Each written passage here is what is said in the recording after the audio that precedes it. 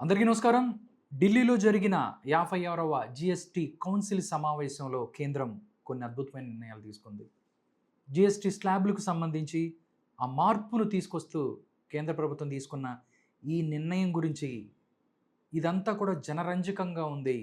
స్వతంత్ర భారతదేశంలో ఎప్పుడు ఇలా జరగలేదు అంటూ చాలామంది మాట్లాడుతున్న పరిస్థితి. అసలు మొన్న కేంద్రం తీసుకునే యొక్క నిర్ణయం మీద ఏం ప్రజలు మాట్లాడుకుంటున్నారు?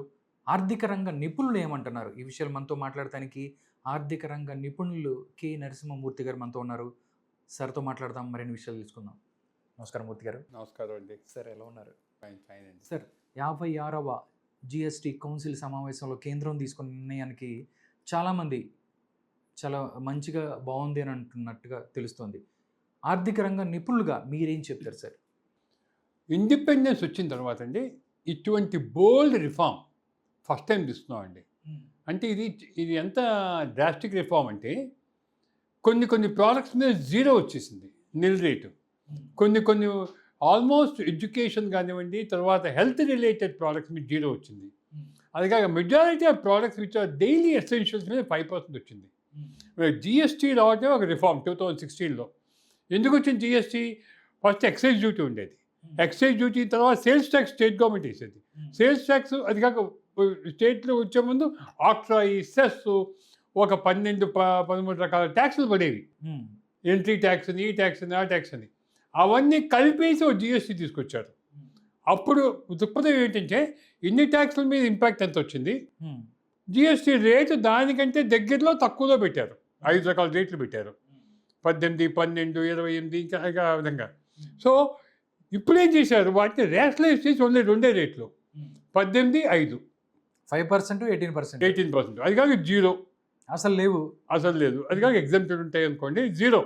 సో దేర్ఫోర్ ఎఫెక్టివ్గా 2 రేట్లు. అది కాక ఒకటి ఏం చేసి సిన్ ట్యాక్స్ అని పెట్టారు, అంటే 40%. అది ఏంటి, ఏ ఎంకరేజ్ చేయకూడదో ఆ వాటికి 40 పెట్టేశారు. గుట్కాలు కానివ్వండి, పొగాకు సంబంధించినవి, అల్టిమేట్ లగ్జరీస్, అల్ట్రా లగ్జరీస్ మీద సో 40%. కామన్ మ్యాన్కి ఇవాళ అన్ని వస్తువుల మీద, చివరికి ఇంట్లో తినే మైదా దగ్గర నుంచి మన ఇంట్లో అన్నిటికి కూడా వచ్చేసి 5 కంటే ఎక్కువ లేదు. అవును. సో ఒకప్పుడు క్యాస్కేడింగ్ ఎఫెక్ట్ 20-15 ఉండేది శాతం, ఇవాళ బిస్కెట్లు కానీ ఏదైనా సరే 5కి వచ్చేసాయి. సో దేర్ఫోర్ ఏమవుతుంది, మిడిల్ క్లాస్ ఫ్యామిలీకి, మధ్యతరగతి లోయర్ క్లాస్ ఫ్యామిలీకి, మధ్యతరగతి ఫ్యామిలీకి 8-10% మీకు ఆహారం మీద, ఫుడ్లో మంత్లీ సేవింగ్ ఎక్కువ అవుతుంది, కాస్ట్ తగ్గుతుంది. అదే కొంచెం అప్పర్ మిడిల్ క్లాస్ అనుకోండి 10-12% అప్పర్ మిడిల్ క్లాస్, ఎందుకంటే వాళ్ళు ఎక్కువ బయట నుంచి కొంటూ ఉంటారు కదా. సో బిస్కెట్లు కానీ, లేస్ కానివ్వండి, ఇవి అవి. సో దేర్ఫోర్ ద పాయింట్ ఏంటంటే ఎసెన్షియల్ గూడ్స్ మీద బాగా తగ్గించేశారు. సిమెంట్ 28 నుంచి 18 తీసుకొచ్చేసి. గ్రేట్ కదండి సిమెంట్, చాలా మంది ఇప్పుడు దాని మీదే. సో అన్నీ మీరు ఏ వస్తువు చూసుకున్నారు ఎక్సెప్ట్ కోల్ ఒక్కటే మీకు 18 నుంచి రివర్స్గా ఎక్కువైంది 28కి. బేసిక్గా కోల్ చేయడానికి కారణం ఏంటంటే మీకు కోల్ ఎక్కువ కన్జ్యూమ్ అయ్యేది పవర్లో. సో థర్మల్ పవర్ ఒకప్పుడు మనకి 75-80% పిఎల్ఎఫ్ ఉండేది. థర్మల్ పవర్ 55-60కి వచ్చేసింది. Solar power, hydel power, non conventional energy ఎక్కువైపోయింది. అవును. సో ఈ మన రేటు ప్యారిటీ కోసం అని చెప్పి కోల్ పవర్ కొంచెం రేట్ పెంచితే అన్న సిస్టంలో సోలార్కి ఎక్కువ వెళ్ళిపోతారు. సోలార్ పవర్ బాగా తగ్గిపోయింది ఇప్పుడు రేటు. ఓకే. మీకు ₹2.5-2.5 సోలార్ ప్యానల్స్ చీప్ అయిపోయాయి. సో దేర్ఫోర్ మీ కాస్ట్ తగ్గిపోతుంది. సో సోలార్ పవర్ రావాలి, ఎన్వైరాన్మెంట్ యాంగిల్లో ఎంకరేజ్ చేద్దామని కోల్ ఒకటి పెంచారు, అది తప్ప మిగతావన్నీ తగ్గించేశారు. ఇది రియల్ రిఫార్మ్ అండి, ఎందుకంటే wonderful reform. Almost majority of important drugs అన్ని జీరో అయిపోయాయి మందుల మీద, అండ్ ఇన్సూరెన్స్ జీరో అయిపోయింది. అవును, ఆరోగ్యానికి సంబంధించి, ఇన్సూరెన్స్కి సంబంధించి సున్నా. దేర్ఫోర్ ఇది ఒక రివల్యూషనరీ. ఎందుకంటే ఇంత బోల్డ్ డెసిషన్ అంటే ఇవాళ తీసుకుంది ఏ గవర్నమెంట్ కూడా తీసుకోలేదు, సెంట్రల్ గవర్నమెంట్ అంత ఏది చూసి రెవెన్యూ ఫోర్గోయింగ్ కదా సార్. దీనికి చాలా నేపథ్యం ఉంది, దాని ధైర్యం కూడా కావాలి కదా సార్. ధైర్యం కావాలి, నేపథ్యం ఉంది. నేపథ్యం ఏంటంటే జిఎస్టీ వచ్చిన తర్వాత ఇనీషియల్గా మనకి 60,000 కోట్లు 70,000 కోట్లు కలెక్షన్. ఆ కలెక్షన్ 2 లక్షల కోట్లకి వెళ్ళిపోయింది. కారణం ఏమిటి, ట్యాక్స్ రేట్లు పెంచి కాదు, కాంప్రమైజ్ ఎక్కువైపోయింది. అని ఒకప్పుడు ట్యాక్స్ ఎగ్గొట్టేవాళ్ళు, ఇప్పుడు క్యాష్ సిస్టమ్ ఉండేది. ఎప్పుడైతే మనకి డిజిటల్ సిస్టమ్ వచ్చిందో, గూగుల్ పే రూపేలు వచ్చాయో, డిజిటల్ పేమెంట్స్ వచ్చో, మీ ప్రతివాడు స్కాన్ కోడే కదా, అందరూ ఎక్కడ పోయినా స్కాన్ చేయడం, పే చేయటమే కదా. అవును. సో దేర్ఫోర్ ఈ విధంగా కాంప్లయన్స్ ఎక్కువ అయ్యేప్పటికీ మీకు ట్యాక్స్ కాంప్లయన్స్ ఎక్కువైంది. So these right time to do. 2 ఏళ్ల నుంచి కోవిడ్ లేకపోతే కోవిడ్ టైంలో చేద్దాం అనుకున్నారు. అప్పుడు కోవిడ్ అవ్వగానే మొదలుపెట్టారు ఎక్సర్సైజ్. దీనికి 1 or 2 years పట్టింది. ఎక్కడెక్కడ ఏమేమి చేయాలి, ఏమేమి చేయాలని అన్ని లెక్కలు వేసుకుంటూ మొత్తం ఇప్పుడు ఈ రెగ్యులేషన్ కూడా చాలా రిలీజ్ చేశారు, ఈజీగా రిజిస్ట్రేషన్ చేసుకోవటం అన్నీ కూడా. సో దేర్ఫోర్ మీకు రేట్ తగ్గి ఆ ప్రాసెస్ రిఫండ్ కూడా ఈజీ చేశారు. ఆ ప్రాసెస్ అయిపోతే మీకు అడ్వాంటేజ్ ఏమిటంటే కాంప్లయన్స్ ఎక్కువ అవుతుంది. కాంప్లయన్స్ ఎక్కువ అయితే రెవెన్యూ బయోన్సీ రావచ్చు. అది కాక సో అందుకని ఇవన్నీ లెక్క చూసుకుని కాంప్లయన్స్ ఎక్కువైంది కాబట్టి, జిఎస్టీ మనకి ఇన్కమ్ బాగా ఎక్కువైంది కాబట్టి 2 lakh crores వస్తుంది ఎవ్రీ మంత్ కాబట్టి అన్ని రాష్ట్రాలు కలిపి జిఎస్టీ. ఓకే. అందుకని దీన్ని హ్యాపీగా వాళ్ళు పెంచేశారు. ఓకే. అంటే నిజంగా ఎవరైతే ఇప్పుడు కేంద్ర ప్రభుత్వం ఏదైతే ఉందో ఒక జనరంజకమైనటువంటి తీసుకుంది. అంటే వాళ్ళు వికసిత్ భారత్ 2047కి సంబంధించి మేము రకరకాలుగా అంటే కొంతమంది అంతకుముందు మన జిఎస్టీకి సంబంధించి స్టేట్ జిఎస్టీ అని, సెంట్రల్ జిఎస్టీ అని, అంటే మనం హోటల్కి వెళ్ళి ఒక రెస్టారెంట్కి వెళ్తేనే ఒక ఫుడ్ తింటే దాని మీద 2 రకాల జిఎస్టీలను చాలామంది మాట్లాడుతున్న పరిస్థితి సార్. అలాంటి చోట ఇలాంటి రిఫార్మర్స్ రావటం అనేది నిజంగా మంచి పరిణామం అనుకోవచ్చా? అసలు ఇప్పుడంతా అండి ఇది మంచి పరిణామం కాదండి. దీనివల్ల ఏమవుతుందంటే ఒకటి ఎకానమీ పికప్ అవ్వచ్చు. For example every person 5-10% save చేశాడు అనుకోండి. What he will do? First basic needs అవ్వగానే ఒక ఇల్లు కొనుక్కుందాం, ఫ్లాట్ కొనుక్కుందాం అనుకుంటాడు. అవును. లేకపోతే వెహికల్ కొనుక్కుందాం అనుకుంటారు. సో దేర్ఫోర్ ఈ విధంగా 1 by 1 తగ్గించడం వల్ల ఎకానమీలో ఓకే మీకు బయోన్సీ వస్తుంది, పుషప్ వస్తుంది. ఓకే. సో అందుకని ఎకానమీలో ఇది ఎకనామిక్ డెవలప్మెంట్కి 2047 వికసిత్ భారత్ చేద్దాం అనుకున్న టార్గెట్కి మనం 5th largest నుంచి 4th వచ్చాం, 4th నుంచి 3rd వెళ్ళాలి, 3rd largest. లాస్ట్ క్వార్టర్ కూడా 7.8% వచ్చింది. ఎప్పుడు ఊహించరా ప్రపంచంలో అన్ని దేశాల కంటే కూడా మన ఆర్థికవేత్తలు కూడా 6.5, 6.8 వస్తుంది అనుకున్నారు. లాస్ట్ క్వార్టర్లో గ్రోత్ 7.8 వచ్చింది. అది చాలా రిమార్కబుల్ గ్రోత్ అనమాట. సో ఇటువంటి గ్రోత్ మొమెంటము మెయింటైన్ చేయడానికి ఈ జిఎస్టీ రిఫార్మ్ అనేది చాలా వరకు దోహదపడుతుంది చెప్పచ్చు. సార్ ఎప్పటి నుంచి ఇది అమల్లోకి వస్తుంది? చాలా మందికి అంటారు మాకు ఎంతమంది ఉంటుంది, ఎప్పటి నుంచి ఇది అమల్లోకి వచ్చే అవకాశం ఉందని చెప్పి వాళ్ళు చెప్పే 22nd April అండి. సెప్టెంబర్ 22 నుంచి అమ్మ ప్రజలు అంటే దసరా మొదటి రోజు నుంచి అని చెప్పారు. నవరాత్రి ఫస్ట్ డే నుంచి అని చెప్పారు మేడం నిర్మల్ గారు. బట్ పాయింట్ ఏమిటంటే సార్, ముఖ్యమైన పాయింట్ వీళ్ళందరూ అది ట్రాన్స్మిట్ చేస్తారని ఇంపార్టెంట్. కంపెనీలు రేటు జిఎస్టీతో కలిపి మనకి ఎంఆర్పి ఉంటుంది కదా, దానిలో జిఎస్టీ తగ్గించింది వాళ్ళు తగ్గిస్తారా లేదని point. So immediately after this I think GST department కూడా యాక్టివ్ అవుతుంది. కాకపోతే ఈ గవర్నమెంట్ వచ్చిన తర్వాత మోర్ కాంప్లయన్స్ ప్రజల మీద నమ్మకం వదిలేస్తున్నారు. అంటే మీరు ఇన్కమ్ ట్యాక్స్ అన్ని సరళీకృతం అయిపోయాయి కదా, సో నమ్మకంతో ఇన్స్పెక్షన్ రాసి తగ్గిద్దామని. So now the companies owners is on the companies to transmit ఈ సేవింగ్ని ప్రజల మీద అల్టిమేట్గా ప్రైస్ తగ్గించడానికి ఉపయోగపడుతుంది ఆశిద్దాం. ఓకే సార్, ప్రాథమిక అంచనాల ప్రకారం కొత్త విధానం అమలుతో 93,000 కోట్ల రూపాయలు మేర ఆదాయం నష్టం జరుగుతుంది. అయితే 40% లగ్జరీ, దాంతోపాటు పాప వస్తువుల స్లాబ్ ద్వారా 49,000 కోట్ల వరకు ఆదాయం వచ్చే అవకాశం ఉందని అంచనా వేస్తున్నారు. కొన్ని రాష్ట్రాలు కూడా ఆందోళన చేస్తున్నాయి దీనికి సంబంధించి. నిర్ణయం ఏకగ్రీవంగా ఆమోదించబడిందంటూ కూడా. ఏం చెప్తారు సార్ దీని గురించి? మొదట్లో అంటే దీని మీద ఆందోళన వచ్చింది స్టేట్స్ మీద, మాకు రెవెన్యూ తగ్గిపోతుందని చెప్పి. కాబట్టి మీటింగ్ వచ్చేప్పటికి గవర్నమెంట్ క్లియర్గా చెప్పింది ఏంటంటే మీకు తగ్గడం మాకు తగ్గుతుంది కదా అని చెప్పి. అంటే 93,000 కోట్లు వాళ్ళకి అదే అంటే అంచనాల ప్రకారం 23-24 లెక్కల ప్రకారం 48,000 కోట్లు. సో 24, 25, 26 అంటే బయోన్స్ ఉంది కాబట్టి ఆ నెంబరు లెక్క చేయలేము. కానీ గవర్నమెంట్ ఏం చెప్పింది నష్టం అని చెప్పలేము.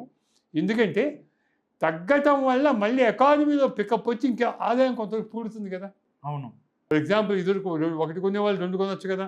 సేవింగ్ ఉండటం వల్ల వాళ్ళు వేరే విధంగా ఖర్చు పెట్టచ్చు కదా. సో దేర్ఫోర్ ఆ ఎకానమీలో బయోన్సీ వచ్చి మళ్ళీ ఆదాయం పుంజుకోవచ్చు.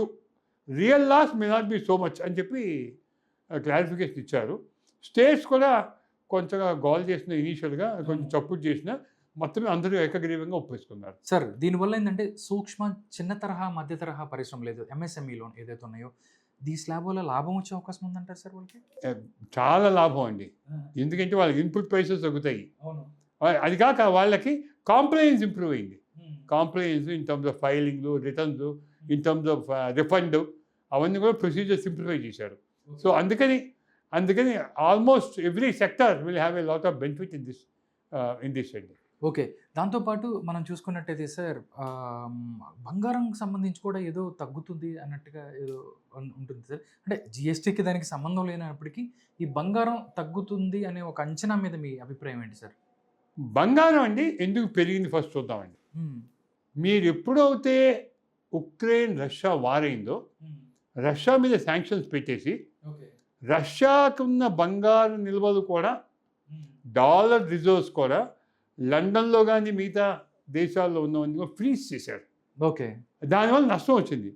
ఎప్పుడైతే ఇలాంటి దుందుడుగు చర్యలకి దూకుడు చర్యలకి అమెరికా వెళ్ళిందో అప్పుడు ఒక విధంగా గ్లోబల్గా ఇది ఎప్పుడైనా అవ్వచ్చు అని చెప్పేసి, అది కాక అమెరికన్ ఎకానమీ చాలా బ్యాడ్గా ఉందండి. అక్కడ debt to GDP ratio 125%. So అందుకని అమెరికన్ ఎకానమీ ఎప్పటికైనా కష్టాల్లో పడచ్చని చెప్పి డాలర్ నుంచి కూడా అందరూ గోల్డ్కి మారిపోతుంది అన్నారు. మనం కూడా ఓకే డాలర్ నుంచి గోల్డ్కి. ఫర్ ఎగ్జాంపుల్ మన ఇండియాలో లాస్ట్ 1 yearలో ఒక 140 టన్నులు 135 నుంచి 140 టన్నులు మనం కొన్నామండి గోల్డ్. సో ఆ విధంగా ప్రతి దేశం కూడా వాళ్ళ దగ్గర ఉన్న డాలర్ రిజర్వ్స్ తీసేసి గోల్డ్ కొంత మొదలుపెట్టాయి. ఓకే. అందుకని గోల్డ్ రేట్ ఎక్కువైపోయింది. గ్లోబల్గా గోల్డ్ డిమాండ్ అన్ని దేశాలకు ఉంటున్నాయి. ఫర్ ఎగ్జాంపుల్ మనకి 800 టన్నుల గోల్డ్ ఇప్పుడు స్టాక్ ఉంది. అంటే అంతకుముందు రిజర్వ్స్ డాలర్ బాండ్ రూపాయలు ఉన్నవి మనం గోల్డ్గా మార్చేసుకుందాం మనం కూడా. ఓకే. సో మార్చేసి ఏం చేసాం, ఇంకో ముఖ్యమైన విషయం ఏంటంటే ఆఫ్టర్ ఉక్రెయిన్ వార్ తర్వాత మనం కొన్న గోల్డ్ మనంతా కూడా లండన్లో దాచేవాళ్ళం ఈ గోల్డ్ని.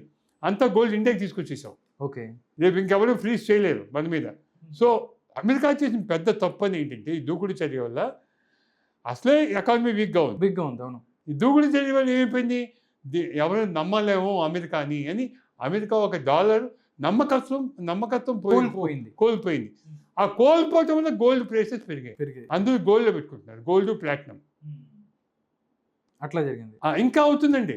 ఇటువంటి వరల్డ్ వార్గా వారు, ఇటువంటి ట్రేడ్ వారు, the way America is behaving ఇంకా ఐసోలేట్ అయిపోతుంది. మనం ఏం చేసాం, బ్రిక్స్ కంట్రీస్లో రూపాయి ట్రేడింగ్ మొదలుపెట్టాం.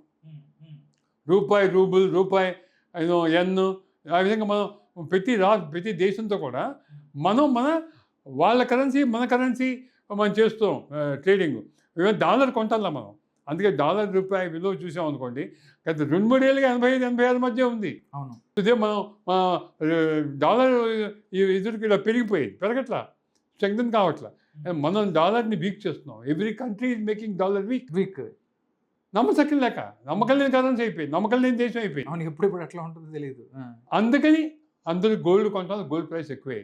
గోల్డ్ ప్రైసెస్ తగ్గుతాయి అని నేను అంత తేలిగ్గా అనుకోవట్లేదు. అన్లెస్ వరల్డ్ సిచ్యువేషను స్టెబిలైజ్ అయ్యి మళ్ళీ డాలర్ కానీ ఇంకే వేటి మీద నమ్మకం వస్తే తప్ప, అన్ని దేశాలు గోల్డ్ కొంచెం తగ్గిస్తే తప్ప అది కొంచెం డౌటే నా ఉద్దేశంలో. మరి తగ్గే కొంచెం ఏదో కరెక్షన్స్ రావచ్చు, గొప్పగా తగ్గుతాయి అనుకోను. సార్ అంటే 2047 కల్లా భారత్ ఒక ఆర్థిక శక్తిగా ఎదగటమే ధ్యేయంగా పనిచేస్తూ ముందుకెళ్తున్నట్టు కనిపిస్తుంది. అంటే ఆర్థికంగా బలంగా ఉన్న అమెరికా కానీ, దాంతోపాటు చైనా కానీ, వాళ్ళ దగ్గర ఈ సిస్టమ్ ఎలా ఉంటుంది, వాళ్ళది జిఎస్టీలు కానీ మిగతాకి దీనికి మన ఇండియాకి ఏమన్నా డిఫరెన్సెస్ ఉన్నాయి? ఎందుకు అంత బలంగా ఉంటాయి వాళ్ళు? ఆర్థికంగా మేము ముందుంటాం, డబ్బులు ఉన్నాయి మా దగ్గర అన్నట్టుగా ఉంటాయి కదా. ఏం చెప్తారు సార్ మీరు?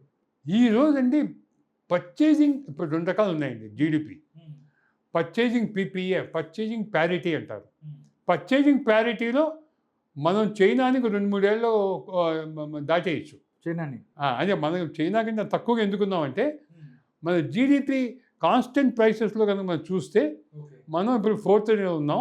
ఈ ఇయర్ ఎండ్కి నెక్స్ట్ ఇయర్ బిగినింగ్కి వీ మే బికమ్ 3rd. అంటే మన జర్మనీని కొట్టే 3rd ప్లేస్కి వెళ్ళచ్చు. ఓకే. కానీ మనకి 4 ట్రిలియన్కి 18 ట్రిలియన్ ఉన్న చైనాకి వ్యత్యాసం ఎక్కువ ఉంది. కానీ పర్చేజింగ్ ప్యారిటీని అంత లేదు. అంటే పర్చేజింగ్ ప్యారిటీ అంటే 100 రూపాయలు ఒక డాలర్తో అమెరికాలో ఎంత కొనగలరు, ఒక డాలర్తో ఇండియాలో ఎంత కొనగలరు. ఓకే. మనకి ఎక్కువ వస్తువులు వస్తాయి. మీకు అర్థమైంది కదా. అక్కడ రేట్లు ఎక్కువ, మన రేట్లు తక్కువ. సో అది పర్చేసింగ్ పవర్ ప్యారిటీ. సో దాంతో కనుక మనం చూసుకుంటే అంత తక్కువలో లేవు. సో దేర్ఫోర్ ఇవాళ అంత వాళ్ళు స్ట్రాంగ్గా ఉందని మనం వీక్గా ఉందని చెప్పలేము. రియల్గా చూస్తే అంత వీక్గా లేవు. చెప్పేంత వీక్గా మీ పర్చేసింగ్ పవర్ ప్యారిటీలో చూస్తే అంత మనం వీక్గా ఏం లేవండి. వాళ్ళకి మనకి తేడా ఏమిటంటే బేసిక్గా కాస్ట్ ఆఫ్ ప్రొడక్షన్ మనకి ఎక్కువ. ఇన్ఫ్రాస్ట్రక్చర్ ఇప్పుడు గత 10 ఏళ్ళలో కూడా మోదీ గారు వచ్చిన తర్వాత ఇన్ఫ్రాస్ట్రక్చర్, రోడ్స్ ఇవన్నీ డెవలప్ చేసిన తర్వాత మనకి ట్రాన్స్పోర్టేషన్ కాస్ట్ ఎక్కువ, మ్యానుఫ్యాక్చరింగ్ కాస్ట్ ఎక్కువ, పవర్ కాస్ట్ ఎక్కువ. అందుకని మనం కొంత ప్యారిటీలో ఉన్నాం, మనం కొంచెం వెనకబడి ఉన్నాం.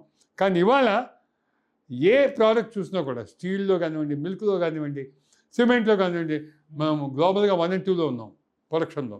So therefore in terms of production we are very high. ఫ్యూచర్లో మన అమెరికాని వీళ్ళని కూడా దాటి వెళ్ళిపోయే అవకాశం ఉంటుంది. అది కొంచెం టైం పట్టచ్చు. కానీ మన system of infrastructure development last 10 ఏళ్ళలో అయిన దానికి, ది వే వీఆర్ ఫోకస్డ్గా ఆత్మనిర్భర్లో వెళ్తానికి. ఆత్మనిర్భర్లో ఇదివరకు ఎంతంటే డిఫెన్స్ అంతా ఇంపోర్ట్ చేసేవాళ్ళం. ఇవాళ డిఫెన్స్ మనం ప్రొడ్యూస్ చేసుకుంటున్నాం, ఇంపోర్ట్ తగ్గిపోయాయి. సో ఈ విధంగా మనం ఆత్మనిర్భర్ వెళ్తాం వల్ల I think our economy will still further grow అండి. సార్ మరో అంశం ఏంటంటే ట్రంప్ ఎఫెక్ట్ సార్. అంటే దేశాన్ని ఒక ఇబ్బందికరంగా మార్చినటువంటి ఎఫెక్ట్ అనమాట. ఏం చెప్తారు సార్, ఎందుకు అలా జరుగుతుంది, ఎందుకు అలా చేస్తున్నారు, అమెరికా ఎందుకు అలా ముందుకెళ్తుందంటే ఏం చెప్తారు సార్? ట్రంప్ అండి ఒక రకంగా చెప్పాలంటే ఆయనకి ఏది తోస్తే అది ఒకటి అహంభావం ఎక్కువ. మేమే సో మేమే నెంబర్ 1 ఇన్ ద వరల్డ్ అని చెప్పి ఆయనకి అది ఫీలింగ్. ఆయన ప్రతి వాళ్ళని హ్యూమిలేట్ చేశాడు. అంటే ఫస్ట్ జెలెన్స్కీని కలిస్తే హ్యూమిలేట్ చేశాడు. పాపం సౌత్ ఆఫ్రికా నుంచి ఒక ఆయన ప్రెసిడెంట్ వెళ్తే ఆయన హ్యూమిలేట్ చేశాడు. చివరికి యూరోపియన్ కమిషన్ చైర్మన్ వెళ్తే why have you come you are not head of a state అన్నాడు. She represents whole Europe, all countries. So the point ఏంటంటే ఆయనకి అహంభావంతో ఏదో చేసేద్దాం, అందరినీ అంటే డాలర్ వీక్ అయిపోతాం, వాళ్ళ ఎకానమీ వీక్గా ఉంది. ఫ్యాక్ట్ ఏంటంటే వాళ్ళ ఎకానమీ వీక్గా ఉంది, కరెక్టు. డాలర్ వీక్గా ఉంది, కరెక్టు. ఎందుకంటే debt to GDP 125% correct. So ఉద్యోగ కల్పన తక్కువ ఉంది, అది కరెక్టు. ఈ మెక్సికన్స్ అంతా వచ్చేసేసి ఉద్యోగాలు వలసలు వచ్చి మెక్సికన్స్ పాడు చేస్తున్నారు ఎకానమీని, కరెక్టు. ఇవన్నీ కరెక్టు. ఆ సొల్యూషన్ ఇది కాదు. ఇప్పుడు వాళ్ళు కొన్ని కష్టాలు ఉన్నాయనుకోండి, క్యాలిబ్రేటెడ్ యాక్షన్ తీసుకోవాలి కదా. అందరినీ ఇంపోర్ట్ డ్యూటీలు వేసేసి ప్రైసెస్ ఇంపోర్ట్స్ రాకుండా చేసి అంటే వెంటనే అక్కడ ప్రొడ్యూస్ కావద్దు. అవును. So therefore it takes time. ఆయన ఏదో చేశాడు అనుకోండి, ఇండియా మీద కోపం ఏంటంటే ఆయన ఏదో మధ్యవర్తిత్వం చేసాము ఏదో మన పాకిస్తాన్ ఇండియా వార్లో, అది ఫ్యాక్ట్ కాదు. సో దేర్ఫోర్ అది ఒప్పుకోమంటే మనం ఎలా ఒప్పుకుంటాం, మనకి సూసైడ్ అది కాదండి. మనకు ఆమోదయోగ్యంగా ఉంది, నువ్వు ఒప్పుకోను మనం అంటే మనం ఎలా ఒప్పుకుంటాం? ఎలా ఒప్పుకుంటే అది 140 crore పాపులేషన్ మంది. అవును. మన పాపులేషన్ కింద మన సెల్ఫ్ రెస్పెక్ట్ పోయిందని ఎలా చెప్పుకుంటాం? Prime minister is representing 140 crore people.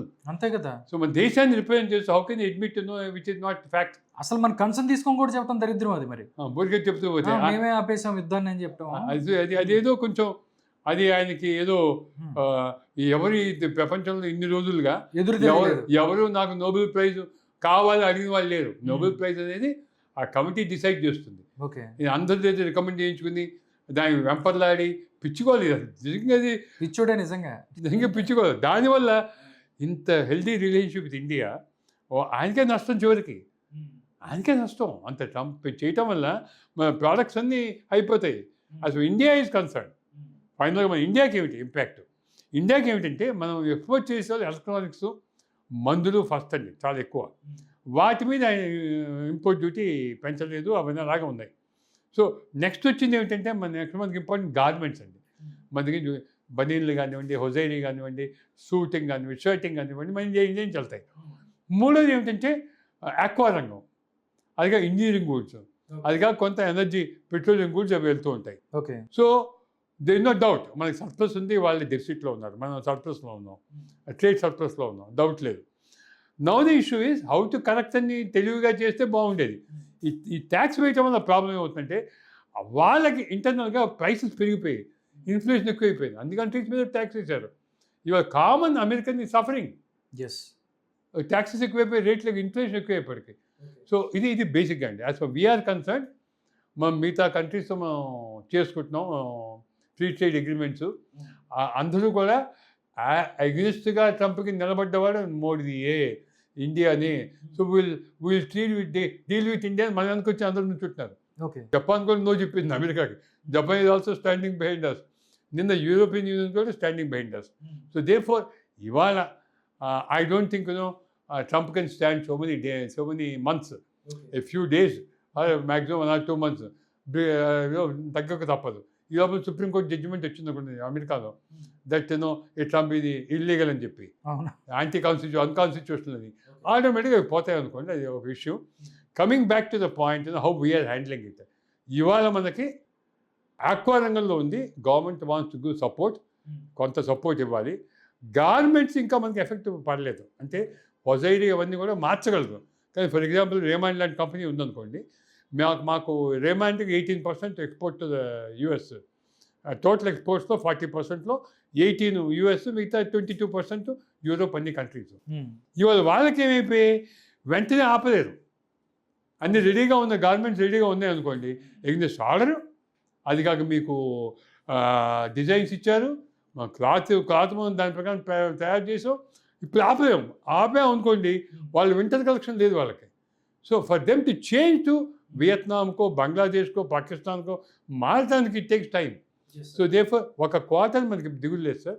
Government is concern, ఒక క్వార్టర్ అంత పెద్దగా దెబ్బ ఉండదు. ఆక్వా ఈజ్ కన్సర్న్, దెబ్బ ఉండొచ్చు. ఓకే. మిగతా ప్రోడక్ట్స్ మీద దెబ్బ ఉండొచ్చు. సో అల్టిమేట్గా టోటల్ ఓవరాల్ ఎక్స్పోర్ట్స్లో అమెరికన్ భాగం తక్కువ. సో జీడిపి మీద 0.2 to 0.3 ఇంపాక్ట్ ఉండొచ్చు అనొచ్చు.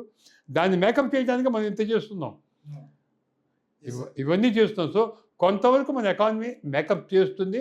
మరి జీడిపి గ్రోత్ మీద అంత ఇంపాక్ట్ ఉండకపోవచ్చు. మోదీ గారు చక్కగా మేనేజ్ చేస్తున్నారని చెప్పాలి. సార్ మరో అంశం ఏంటంటే, అంటే ట్రంప్ టారిఫ్ ఎఫెక్ట్ ఏదైతే ఉందో దాని దృష్ట్యానే ఈ యొక్క స్లాబులు ఏదైతే ఉన్నాయో సవరణ చేశారు, తగ్గించారు అని చెప్పి అనుకోవచ్చు సార్. ఇది ట్రంప్ టారిఫ్ ఎఫెక్ట్ వచ్చింది ఈ మధ్య అండి, ఆగస్టులో మనకు వచ్చింది. మీ ఎఫెక్ట్ అంతా కూడా గత 2-3 నెలల్లో ఈ దేశం ఈ వర్కింగ్ గత 2 ఏళ్ళుగా చేస్తున్నారు ఎలా చేద్దామని చెప్పి. ఓకే. సో ఇది దానికోసం చేయలే, కాకపోతే దీన్ని కొంతవరకు తగ్గించవచ్చు. దాని ఎఫెక్ట్ ఏమైనా పడుతుందా ఇది ఉండటం వల్ల? దాని ఇంపాక్ట్ తగ్గించవచ్చు. ఎందుకంటే జీడిపిలో ఏమవుతుందంటే మీరు ప్రొడ్యూస్ ఎక్కువ చేస్తున్నారు, ఎక్స్పోర్ట్ చేద్దాం అనుకున్నారు, ఎక్స్పోర్ట్ చేయలేకపోతున్నారు. ఓకే. అవి ఇండియాలో కన్జ్యూమ్ అవుతే మన ఎకానమీ గ్రోత్ అవుతుంది, అంటే ఇండియన్ డిమాండ్ ఎక్కువ అవుతుంది. దీనివల్ల ఏమైందంటే బేసిక్గా ఈ జిఎస్టీలు తగ్గటం వల్ల ఈ ప్రతి పౌరుడి దగ్గర ఆదాయంలో వచ్చిన సేవింగ్స్ పెరిగి మళ్ళీ దానికి ఖర్చు పెడతారు. సో ఇది ఎకానమిక్ బయన్సీ వస్తుంది, డిమాండ్ ఎక్కువ అవుతుంది.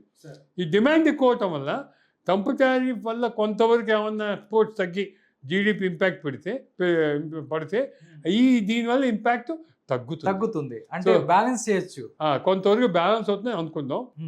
అది కాక ట్రంప్ టారిఫ్ ఎఫెక్ట్ నా లెక్కలో మేబీ ఈ క్వార్టర్లో అంత ఇంపాక్ట్ ఉండకపోవచ్చు.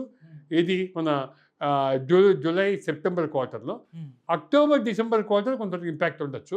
సో ఈ లోపల కనుక అది టారిఫ్లు ఏమన్నా మళ్ళీ రివిజన్ కానీ ఏమన్నా అవుతే అప్పుడు ఇది కూడా డిమాండ్ పెరగచ్చు. సో దేర్ఫోర్ ఐ థింక్ కొంతవరకు ట్రంప్ టారిఫ్ ఎఫెక్ట్ని దీనివల్ల కొంత న్యూట్రలైజ్ చేయొచ్చు, కొంత తగ్గించవచ్చు అని చెప్పచ్చు. Okay sir. సార్ ఒకటి సార్, అంటే ఇది అవుట్ ఆఫ్ అవ్వచ్చు, అంటే ఉచిత పథకాలు, అంటే పథకాలకి సంబంధించి ఉచిత పథకాలకి అంటే పెన్షన్స్ మనం డెఫినెట్లీ ఇవ్వాలి. అలా కాకుండా కొన్ని పథకాలు ఏదైతే ఉన్నాయో కొంతమంది అంటే మన స్టేట్కి సంబంధించిన వాళ్ళు లేకపోతే కొంతమంది ఆర్థిక వ్యక్తులు ఏమంటారంటే ఉచితాలు ఇవ్వకూడదు అని చెప్పి కూడా మాట్లాడుతున్న పరిస్థితి. అంటే ప్రభుత్వాలు డెఫినెట్లీగా సంక్షేమం కూడా చూడాల్సిన పరిస్థితి ఉంది, కానీ అది ఎక్కువగా అవుతుంది. దీనివల్ల అప్పుల భారం స్టేట్ల మీద పడి దాని ద్వారా ఆర్థిక ప్రగతి ఉండకపోవచ్చు అని కూడా మాట్లాడుతున్నారు. ఒక ఆర్థిక రంగ నిపుణులుగా మీరేం చెప్తారు సార్? ఉచితాల మీద మీరేం చెప్తారు?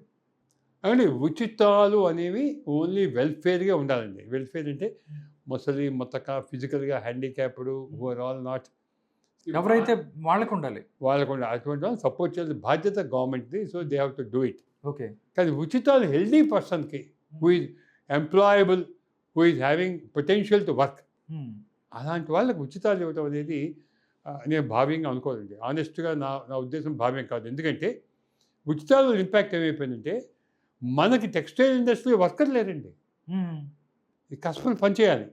వేరియస్ ఇండస్ట్రీస్లో వర్కర్లు పోయారు వాళ్ళు. ఎందుకని? వాళ్ళకి ఉచితం వస్తుంది నెంబర్ 1, NREGS కింద వర్క్ ఏదో వస్తుంది, మట్టి ఎత్తడం ఏదో 2 రోజులు 3 రోజులు పనిచేస్తాడు, ఆ డబ్బులతో సాగిపోతుంది. అది కాక మా అన్నీ ఫ్రీగా ఇస్తున్నాం, బియ్యం గియ్యం అన్నీ ఫ్రీగా ఇస్తున్నాం ప్రతి వాళ్ళకి. సో దేర్ఫోర్ ద ప్రాబ్లం ఏమవుతుంది?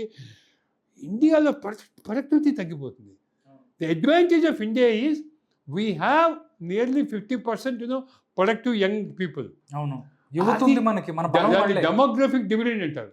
అది నష్టపోతాం నా ప్రాబ్లం. సో అందుకని ఉచితాలు వాళ్ళకి ఎలా ఇన్కమ్ ఎర్న్ చేయాలో అది నేర్పించండి. మీరు స్కిల్ డెవలప్మెంట్ చేయండి, అన్ని దానికి సంబంధించిన పుస్తకాలు ఇవ్వండి, అన్నీ ఇవ్వండి, ట్రైనింగ్స్ ఇవ్వండి. కానీ హెల్తీగా ఉన్న పర్సన్కి కూర్చోబెట్టి డబ్బులు ఇస్తే అది పద్ధతిగా ఉండదు నా ఉద్దేశం. ఓకే, యాక్చువల్గా ఏదైతే 56వ GST కౌన్సిల్ సమావేశంలో తీసుకున్న కేంద్ర ప్రభుత్వం తీసుకున్న నిర్ణయాలు నిజంగా ప్రజలకు వరంగా మారాయి. నిజంగా ఇది GST బోనన్జా లాగా చూడొచ్చు. 2 స్లాబ్లు ఉంటాయి, 5%, 18% మాత్రమే ఉంటాయి. 12% కానీ దాంతోపాటు 28% స్లాబులు ఏదైతే ఉన్నాయో అవి కనుమరుగైన పరిస్థితి. దీనికి సంబంధించి ఖరీదైన కార్లు, పొగాకు ఉత్పత్తులపై 40% వడ్డన జరిగింది, అంటే లగ్జరీస్కి సంబంధించి. దాంతోపాటు ఆరోగ్యం, దాంతోపాటు జీవిత బీమాపై GSTలు 0. నిజంగా కేంద్ర ప్రభుత్వం తీసుకున్న ఒక మంచి నిర్ణయంగా ఇది తీసుకోవచ్చు. అంటే GST మార్పులను ఒకసారి మనం చూసుకున్నట్టయితే నిత్యావసర వస్తువులు ఏదైతే ఉన్నాయో, తలనూనెలు, షాంపూ, టూత్పేస్టు, సబ్బులు, టూత్ బ్రష్, షేవింగ్ క్రీమ్, ఇవన్నిటి మీద అంతకుముందు 10% ఉంటే 5% అయింది, ఇప్పుడు తగ్గిన పరిస్థితి. దాంతోపాటు చూసుకున్నట్టయితే వెన్న, నెయ్యి, మజ్జిగ, పాల ఉత్పత్తులు, ఫ్రీ ప్యాక్డ్ సంకీన్, భుజియా, మిక్చర్, దానికి సంబంధించి పంట సామాగ్రి, దాంతో పాలసీలు, డైపర్లు, కుట్టు మిషన్లు, ఇవన్నీ కూడా మనం చూసుకున్నట్టయితే దాని మీద 12% ఉంటే దాని మీద 5% అవుతుంది. ఇంకొకటి ఏంటంటే ఆరోగ్య సంరక్షణ రంగం గురించి తీసుకుంటే వ్యక్తిగత బీమా, ఆరోగ్య బీమా, జీవిత బీమా పాలసీలు ప్రస్తుతానికి 10% ఉంటే అవి 0% అయ్యాయి, వాటి మీద GST లేని పరిస్థితి. దాంతోపాటు థర్మామీటర్ మనందరం చూసుకుంటే దాని మీద ప్రస్తుతం 18% GST ఉంటే దాని మీద 5% ఉంటుంది. నెక్స్ట్ చూస్తే మెడికల్ గ్రేడ్ ఆక్సిజన్, డయాగ్నోస్టిక్ కిట్లు, గ్లూకోమీటర్, కళ్ళజోళ్ళు, వీటి మీద 12% ఉంది అంతకుముందు, ఇప్పుడు చూస్తుంటే 5%. నెక్స్ట్ మనం చూసుకున్నట్టయితే అందుబాటు విద్యకు సంబంధించి చూస్తే మ్యాపులు, చార్టులు, గ్లోబులు, పెన్సిళ్ళు, షార్ప్నర్లు, క్రేయాన్సు, ఇలా అనమాట. మొత్తం వీటన్నిటి మీద కూడా 12% ఉంటే 0%కి వెళ్ళిపోయిన పరిస్థితి కనపడుతుంది. దీంతోపాటు అంతకుముందు ఎరేజర్లకు సంబంధించి 5% ఉంటే ఇప్పుడు 0%. ఇలా చూసుకున్నట్టయితే మధ్యతరగతి ప్రజలకి ఏదైతే అవసరం ఉందో అలాంటి విషయాలతో వాటిని 0 చేసిన పరిస్థితి, మిగతా చూసుకుంటే తగ్గించిన పరిస్థితి కనబడుతుంది. 2047లో భారతదేశాన్ని వికసిత్ భారత్ లక్ష్యంగా ముందుకెళ్తున్న ఏదైతే కేంద్ర ప్రభుత్వం, ఇది ఒక మంచి పరిణామంగా GST స్లాబ్లు మారటం అనేది మనం చూడొచ్చు. నిజంగా ప్రజారంజకమైనటువంటి ఈ యొక్క పరిపాలన కొనసాగాలని కోరుకుంటాం. Thank you so much Narasimhamurthy గారు, ఈ యొక్క GST స్లాబులకు సంబంధించి ఏదైతే మీ విశ్లేషణ అందించారు. నమస్కారం. Thank you.